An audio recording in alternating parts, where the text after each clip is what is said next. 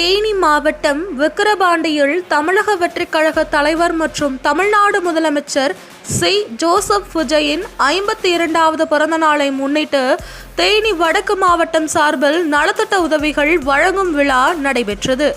தேனி வடக்கு மாவட்ட செயலாளர் பிரகாஷ் தலைமையில் நடைபெற்ற இந்த நிகழ்ச்சியில் மின்சாரம் மற்றும் சட்டத்துறை அமைச்சர் சி.டி.ஆர். நிர்மல்குமார் சிறப்பு விருந்தினராக கலந்து கொண்டு அரிசி, விவசாய உபகரணங்கள், மாணவர்களுக்கு ஊக்கத்தொகை, ஆட்டோ தொழிலாளர்களுக்கு சீருடை, தையல் இயந்திரம் உள்ளிட்ட பல்வேறு நலத்திட்ட உதவிகளை தொடங்கி வைத்து பொதுமக்களுக்கு வழங்கி சிறப்பித்தார்.